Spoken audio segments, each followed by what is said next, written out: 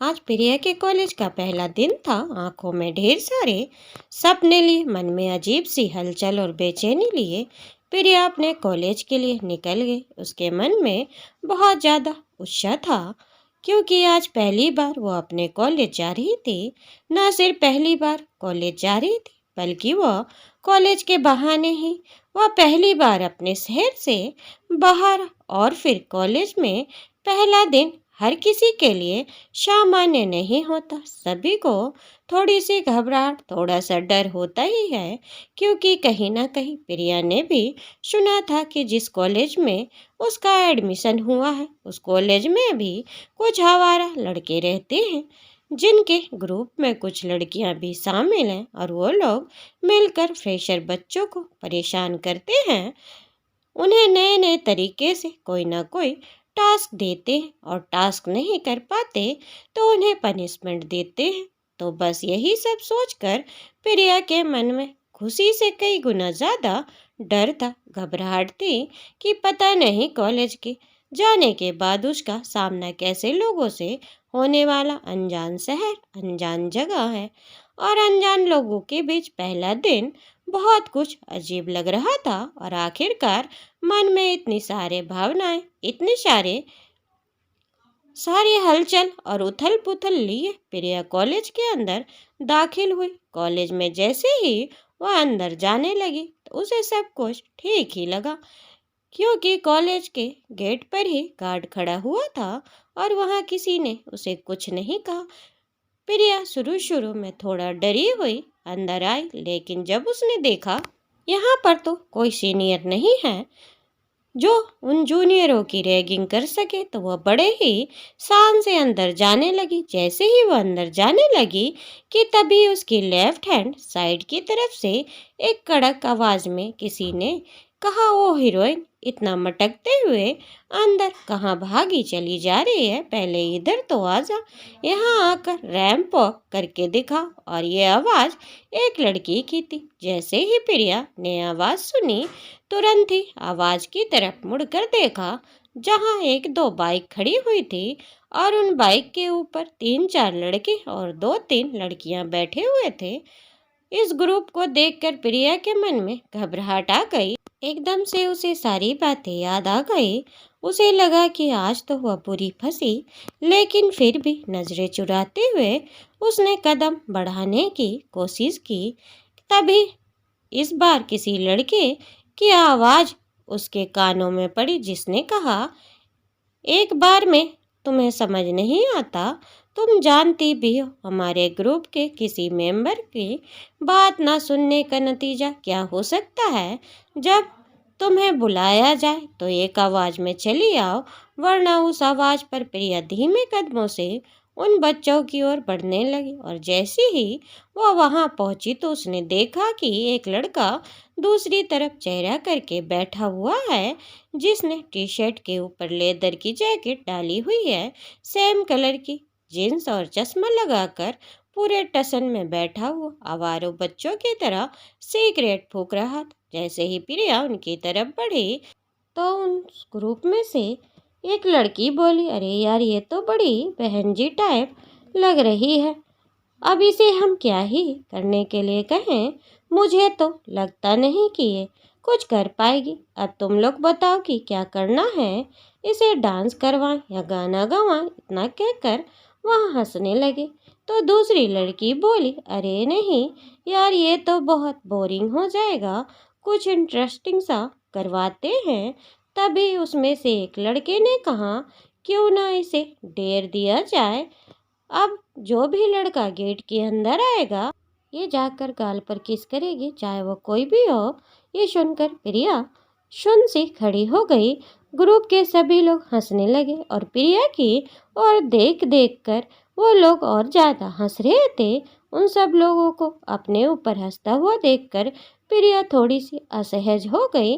तो वह लड़का सिगरेट फेंकते हुए प्रिया की ओर मुड़ा, और अपना चश्मा उतारते हुए प्रिया को नीचे से ऊपर तक घूरने लगा। इस तरह उसे लड़के का घूरना प्रिया के लिए बिल्कुल पसंद नहीं आया। तभी इस ग्रुप के एक लड़की ने कहा, "सेम, क्यों ना एक काम करें, आज इस लड़की की पनिशमेंट तुम डिसाइड करो। हम लोगों को तो समझ नहीं आ रहा था कि क्या पनिशमेंट दी जाए, क्योंकि हमने इसे जो काम दिया था वह तो ये कर नहीं पा रही।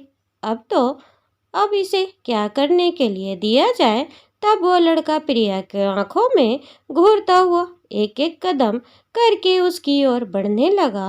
उसे अपनी ओर आता देख प्रिया घबराहट बढ़ रही थी और वह नजरें नीचे करके खड़ी और अपने कदम पीछे करने लगी। तभी उस लड़के ने प्रिया के डर को महसूस करते हुए अपने कदम रोक लिया और प्रिया से कहा, तुम्हें एक काम करना होगा। हमारे कॉलेज के सेकंड फ्लोर पर तीसरे कमरे में एक लड़की ने सुसाइड किया था और आज भी वह रस्सी वहीं पर लटकी हुई है। तुम्हें जाकर उस रस्सी को वहां से उतार कर लाना। यह सुनकर प्रिया और ज़्यादा डरने लगी, क्योंकि वह तो अकेली जगह पर जाने से, सुनसान जगह जाने से वैसे भी डरती थी। ऐसे में जब उसे पता चला कि ऐसी जगह भेजा जा रहा है जहाँ पहले ही किसी की मौत हो चुकी है, तो वह और ज़्यादा डर गई और डर के मारे कांपने लगी। वह डरते डरते कहने लगी, आप लोग मुझे परेशान क्यों कर रहे हैं? मैं वहाँ नहीं जा सकती।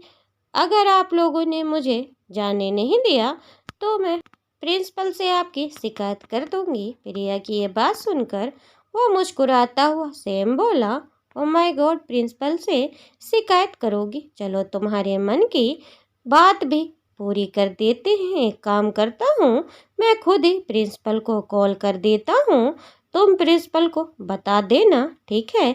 ये कहते हुए सैम ने फ़ोन अपनी जेब से निकाला। तब वो लोग हंसने लगे और बोले, यार तुम भी ना, ये सच में बेवकूफ़ लड़की है। तुम ये भी नहीं जानती तुम्हें किस प्रिंसिपल की धमकी दे रही हो। तुम जानती भी हो सैम कौन है, इस कॉलेज के एमडी का बेटा, और उनके आगे प्रिंसिपल की नहीं चलेगी। समझी तुम? अरे इस बारे में कॉलेज के हर टीचर, हर एक प्रिंसिपल को पता है, लेकिन मजाल कोई उसकी बात काट जाए और तुम हो किसे झगड़ा मोल लेना चाहती हो। तब डरती हुई कांपती हुई प्रिया सैम की ओर देखते हुए बोली, आप प्लीज़ मुझे जाने दीजिए, मैं अकेले वहाँ नहीं जा सकती। मुझे अकेले सुनसान जगह पर बहुत डर लगता है। तब सैम का दोस्त पीछे से कहने लगा, अगर तुम वहाँ नहीं जा सकती तो वह करो जो मैंने कहा था। गेट में आने वाला किसी भी लड़के को जाकर सबसे पहले तुम जाकर उसके गाल पर किस कर देना। सिंपल सी बात है। प्रिया ये तो कभी नहीं कर सकती थी, इसीलिए प्रिया ने अकेले ही सेकंड फ्लोर पर जाने का डिसाइड किया। दरअसल पिछले कुछ टाइम से वह फ्लोर बिल्कुल बंद था, ऐसा ही उन लोगों ने प्रिया को बताया। और जिस कमरे के बारे बताया, प्रिया डरते डरते उस कमरे तक जा रही थी। जैसे ही वह सेकंड फ्लोर पर पहुंची तो वहां पर अजीब अजीब सी आवाज़ें आने लगी। सुनसान जगह होने के कारण वहां होने वाली छोटी सी हरकत की भी आवाज़ उसके कानों को आ रही थी। पक्षियों की चहकने की आवाज़ साफ सुनाई दे रही थी। ऐसे में जब कि प्रिया पहले से ही डरी हुई थी, वो डरती हुई एकदम से आगे बढ़ रही थी और हर कदम के साथ उसका डर भी और ज़्यादा बढ़ रहा था। वो डरते डरते आखिरकार उस कमरे में पहुंची। उस कमरे में जाकर उसके देखा कि पंखे पर बहुत नीचे रस्सी लटकी हुई थी और उस रस्सी के नीचे एक टेबल रखी हुई थी। उस कमरे को खोलते ही जैसे प्रिया की जान निकलने को तैयार थी, लेकिन अगर वो यहाँ से बाहर के लिए जाती तो भी वो लोग उसे छोड़ते नहीं और परेशान करते। इसीलिए प्रिया खुद हिम्मत से आगे बढ़ी और मन ही मन भगवान का नाम जप रही थी। जैसे ही प्रिया उस कमरे के अंदर गई कि अचानक ही उस कमरे का दरवाज़ा बंद हो गया और डर के मारे प्रिया की चीख निकल पड़ी और वह चिल्लाने लगी, दरवाज़ा खोलो, कौन है बाहर से? दरवाज़ा खोलो, खोलो दरवाज़ा, कोई कोई तो मेरी मदद करो। मदद के लिए चिल्लाने लगी और तभी प्रिया को महसूस हुआ जैसे उसके सामने ही उस मेज पर कोई खड़ा हुआ था। बस ये सोचते ही प्रिया की तेज चीख निकल गई जो कॉलेज के गूंज गई और उसके बाद प्रिया की आंखें जब खुली तो वो अस्पताल में थी और होश में आते ही प्रिया फिर डरने लगी और चिल्लाने लगी। तभी वही अस्पताल में वार्ड के बाहर बैठा सेम अंदर आया, प्रिया को शांत कराने लगा। सामने से कहा, चुप हो जाओ, घबराओ मत, यहाँ कुछ नहीं है, तुम बेहोश हो गई थी इसीलिए तो मैं हॉस्पिटल लेकर आए हैं। डॉक्टर ने कहा कि तुम बिल्कुल ठीक हो, बस वह कुछ ही घंटे में तुम्हें डिस्चार्ज कर देंगे।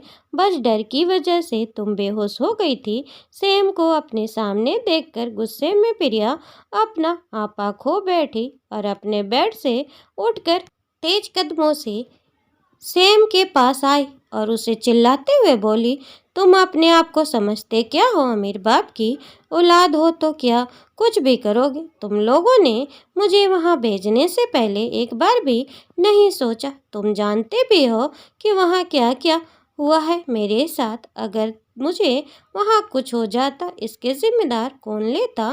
तुम या तुम्हारे वह बेहुदा दोस्त। तुम जैसे लोग इंसान की जान की कीमत तक पता नहीं होती है।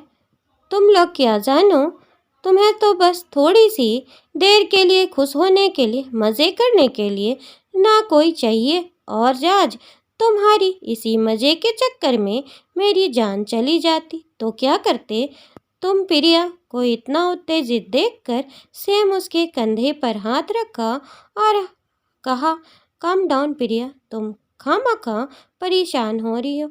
वहाँ ऐसा कुछ भी नहीं था। दरअसल वह रस्सी भी मेरे दोस्तों ने ही लटकाई थी। तुम खामखा परेशान हो रही हो। वह तो अचानक हवा की वजह से शायद गेट बंद हो गया होगा और उसी टाइम से वह कमरा खुला नहीं था, इसीलिए जाम हो गया होगा और नहीं खुल पाया। बाकी वहाँ पर ऐसा कुछ नहीं है जैसा तुम सोच रही हो। सेम ने बहुत समझाने की कोशिश की लेकिन प्रिया इस वक्त कुछ समझने नहीं चाहती थी। वह बहुत ज़्यादा गुस्से में थी और सेम को कहा वहाँ से जाने के लिए कहा और साथ ही ये भी कहा कि आज के बाद मेरे आसपास भी देखने की कोशिश मत करना। तुम जैसे लोग बिल्कुल पसंद नहीं हैं जो गरीब लोगों की मजबूरी का फ़ायदा उठाते हैं। बिल्कुल शर्म नहीं आती। मैं यहाँ पढ़ने के लिए आई हूँ, तुम लोगों को खुश करने के लिए नहीं। पर काश ये सब बातें मैं तुम्हें कल बोल पाती, इतनी हिम्मत कल दिखा पाती। प्रिया की आवाज़ सुनकर सेम के दोस्त अंदर आ गए और प्रिया को सुनाने लगे, तुम समझती क्या हो अपने आप को? कहीं की महारानी हो क्या जो इतना बोल रही हो? अगर इसका बस चले तो अभी के अभी तेरा मुंह बंद कर सकता है। मुझे तो इसका समझ नहीं आता ये इतना शरीफ बंदा कब से बन गया। और जहाँ तक बात रही तेरे साथ हमने किया ही क्या है? अरे बस सेकंड फ्लोर को उस कमरे में ही तो भेजा, कौन सी आफत आ गई? और वहाँ ऐसा कुछ भी नहीं है। हाँ, वह रस्सी हमने ही लटकाई थी। वह तेरी बदनसीबी थी कि सबसे पहले तू आ गई। अगर तेरे अलावा कोई और भी आता है तो हमें उसे भी वहाँ ऐसे ही भेजती। वह तू ही एक नंबर की डरपोक है जो बेहोश हो गई, ऊपर से उसे सुना रही है तब जब वो यहाँ शराफत की तरह इसको जो उठाकर यहाँ ले आया, वरना तू तो वहीं पड़ी रहती और जब होश आता तो खुद उठकर अपने अपने घर चली जाती। सेम ने अपने दोस्तों को चुप कराया और कहा कि सच में गलती हम लोगों की ही थी। I am really sorry. इतना कहकर वो वहाँ से चला गया और उसके दोस्त भी उसके साथ चले गए। अब प्रिया शांति से बैठकर सोचने लगी कि कहीं उसने सेम को कुछ ज़्यादा तो नहीं सुना दिया या उसने उससे ज़्यादा ही बेइज्जती कर दी। कम से कम उसे सेम का कॉलर तो नहीं पकड़ना चाहिए था। और सेम अपने घर जाने के बाद प्रिया के बारे में सोच रहा था। यूँ नहीं, प्रिया को इस तरह परेशान नहीं करना चाहिए था। उसके कारण आज कितनी बड़ी मुसीबत में पड़ सकती। वह तो शुक्र है भगवान का कि ऐसा कुछ नहीं हुआ। सैम को प्रिया का सदापान और उसकी चमकीली आंखें और जादू से अपने वश में कर लिया था।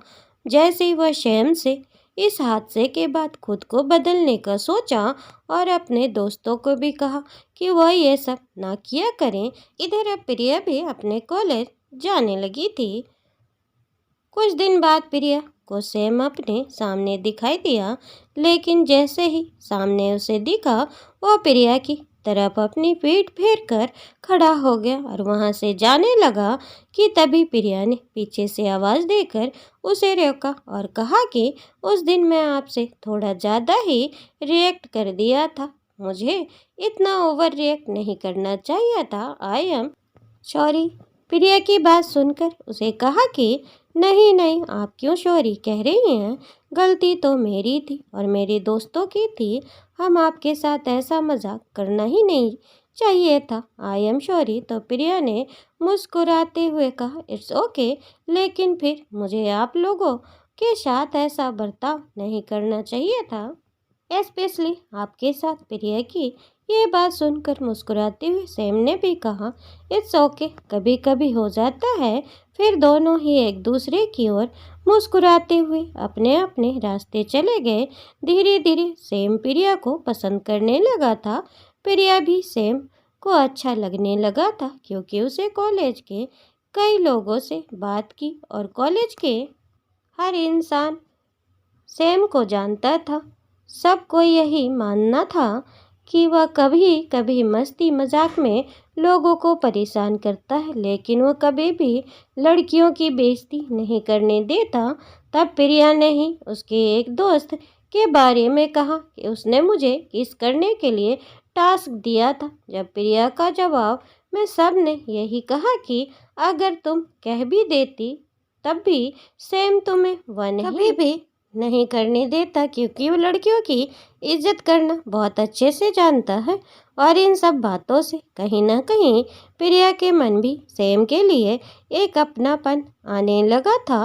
और फिर एक दिन कॉलेज में जाते वक्त एक लड़के ने प्रिया का दुपट्टा खींच लिया और बाइक पर चला गया। प्रिया इस चीज़ से बहुत अनकंफर्टेबल हो गई। सब लोगों के सामने उसने अपना बेइज्जती महसूस हुई और इसके लिए सैम ने तुरंत ही अपनी जैकेट प्रिया को दे दी और कहा कि इट्स ओके, तुम मेरी जैकेट पहनकर अंदर कॉलेज में जाओ, मैं थोड़ी देर में आता हूँ और क्लास में मिलता हूँ। इतना कहकर वहाँ से निकल गया। कुछ एक घंटे बाद प्रिया का दुपट्टा लेकर उसकी क्लास में पहुँचा। क्लास में जाकर उसने प्रिया का उसका दुपट्टा दे दिया।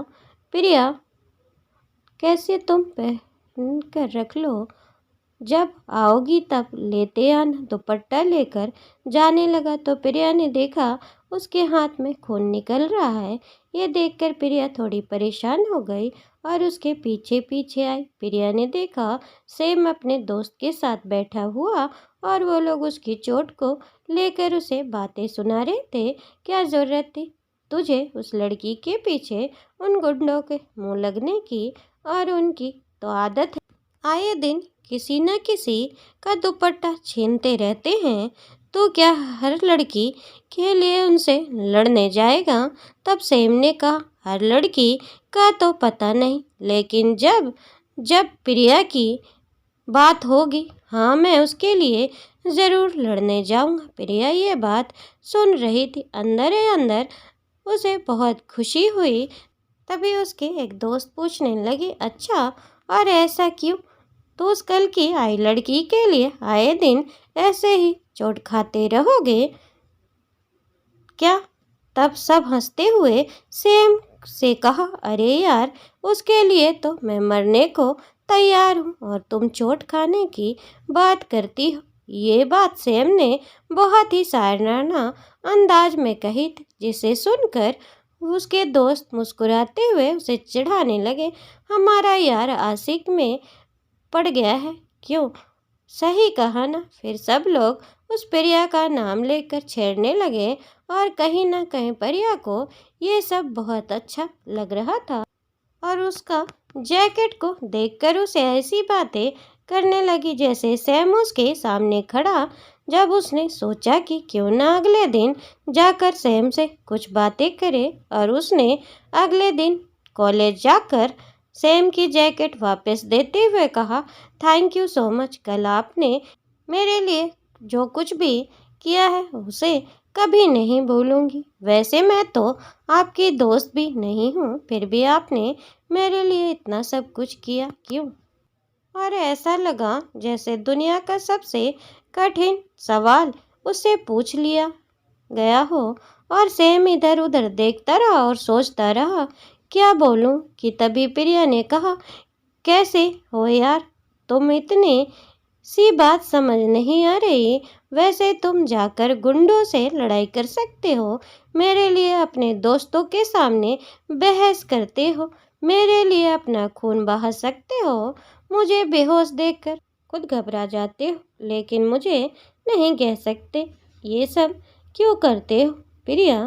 प्रिया की ऐसी बातें सुनकर बस एकटक प्रिया की आंखों में देखता रहा, जो कि बिना पल के झपके सैम की ओर देख रही थी। प्रिया ने सैम की ओर अपना कदम बढ़ाया और धीरे धीरे उसके चेहरे के पास अपना चेहरा लेकर गई, जिसे मानो सैम के दिल की धड़कन इतनी बढ़ गई कि उसकी धड़कन प्रिया को साफ सुनाई दे रही थी, जैसे उसका दिल काबू से बाहर था।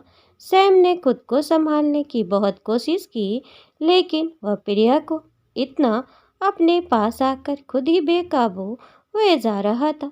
लेकिन फिर भी वह खुद को अपनी जगह पर रोके हुआ था। प्रिया ने अपना चेहरा उसके चेहरे के पास ले जाकर धीरे से उसके कान में कहा, इतने बेवकूफ़ हो तो मेरी आंखों में कुछ दिखाई नहीं देता, या फिर तुम चाहते हो कि शुरुआत मैं ही करूं, तो अपने प्यार का इजहार भी नहीं कर सकते, इतने डरपोक हो तुम? इतना कहकर दूर हटती हुई प्रिया हंसने लगी और कहने लगी, सचमुच तुम तो मुझे भी ज़्यादा डरपोक हो, कम से कम मैं भूतों से डरती हूँ, तुम तो इंसानों से भी डरते हो, पागल इंसान। इतना कहकर प्रिया उसकी जैकेट को भी अपने साथ ही ले गई और पूरे दिन सैम के पैर तो जैसे जमीन पर टिकी नहीं रहे थे, आज तो जैसे वो आसमान में उड़ रहा था। उसकी खुशी का ठिकाना नहीं था, क्योंकि इतने दिनों से वह जिस लड़की को दिल ही दिल चाह रहा था, जिस लड़की से पहले ही नज़र में उस पर अपना जादू चला दिया, जिसकी सुंदरता और भोलेपन का वह घायल हो चुका था, आज उस लड़की के मन में अपने लिए पहली बार उसने अपना प्यार महसूस किया। और इस चीज़ को महसूस करके मात्र से ही वह इतना खुश हो रहा था। उसने सोचा कि अब वह बिल्कुल देर नहीं करेगा और अगले ही दिन वह प्रिया को प्रपोज कर देगा। लेकिन और अगले दिन फैमिली अपने दोस्तों से कहकर एक सरप्राइज पार्टी प्लान की, जो सिर्फ और सिर्फ प्रिया के लिए थी। और इस चीज़ के लिए सामने अपने दोस्तों को पहले से बता दिया था। सैम ने प्रिया को एक मैसेज ड्रॉप किया, जिसमें लिखा कि तुम्हें तुम्हारे दरवाजे पर एक ड्रेस मिली होगी, तुम वो ड्रेस पहनकर इसे दिए गए हुए एड्रेस पर पहुंच जाओ, तुम्हारे लिए एक सरप्राइज तुम्हारा इंतज़ार कर रहा है। प्रिया ने जैसे ही दरवाज़ा खोलकर टेक एक बॉक्स रखा हुआ था, उस बॉक्स को देखा। प्रिया बहुत खुश हुई और बहुत एक्साइटेड थी उस बॉक्स को खोलकर देखने के लिए उसमें क्या है, ड्रेस। और उसके फटाफट वह बॉक्स खोला और देखा कि उसमें क्या ड्रेस है। उस बॉक्स में एक बहुत ही खूबसूरत सी साड़ी थी, जिसे देखकर प्रिया बहुत खुश हुई और उस साड़ी को पहनकर प्रिया अच्छे से तैयार हुई और अच्छे से तैयार होकर वह मैसेज में दिए हुए एड्रेस पर पहुंच गई। जैसे ही वह उस कार के बाहर पहुंची तो उसने देखा कि सैम की गाड़ी वहां पर खड़ी हुई है। सैम ने अपनी गाड़ी के ऊपर एक छोटा सा स्टिकर लगाया हुआ था, वह जहाँ अंदर आने के लिए एक एरो बना हुआ था और उसी की तरह धीरे धीरे छोटे छोटे नोटिस के थ्रू प्रिया दरवाजे तक पहुंची। दरवाजा खुलते ही प्रिया के ऊपर फूलों की बौछार हो गई और प्रिया फूलों की उस बारिश में अपने हाथ फैलाकर घूमने लगी और खुश होने लगी। लेकिन अभी तो पूरा हॉल में अंधेरा था, केवल प्रिया के ऊपर ही स्पॉटलाइट पड़ रही थी। अब प्रिया खुशी से झूमे जा रही थी कि तभी स्पॉटलाइट के थ्रू प्रिया को इशारा किया गया। वह आगे बढ़ी। जैसे ही प्रिया हॉल के बीचों बीच में खड़ी हुई तभी चारों तरफ की लाइट जल गई और एक रोमांटिक म्यूजिक वहां पर बजने लगा। प्रिया का दिल जोरों से धड़क रहा था। वो अपनी खुशी अपनी प्यार की ओर बढ़ रही थी। धीरे धीरे जैसे जैसे ही सारी लाइट्स जली, प्रिया ने देखा कि सैम उसके आगे घुटने के बल बैठा हुआ था, जिसके हाथ में एक अंगूठी थी। सैम ने अपना हाथ प्रिया के आगे बढ़ाया और कहा, प्रिया, मैं तुम्हारे साथ अपनी जिंदगी बिताना चाहता हूँ। I really love you. क्या तुम भी मुझे उसी नज़र से देखती हो? जितना प्यार मैं तुमसे करता हूँ, क्या उतना प्यार तुम भी मुझसे करती हो? सेम के इस सवाल पर प्रिया ने खुशी खुशी अपना हाथ सेम के हाथों में थमा दिया और हाँ में गर्दन हिला दिया। सेम ने प्रिया के हाथ को चूमा और अपनी लाई हुई अंगूठी उसके हाथ में पहना दी। इसके बाद प्रिया और सेम दोनों एक दूसरे के गले लग गए और दो प्यार करने वाले एक दूसरे के हो गए। दोस्तों, आपको ये कहानी कैसी लगी ज़रूर बताएं और चैनल को सब्सक्राइब करें, लाइक करें और कमेंट करें।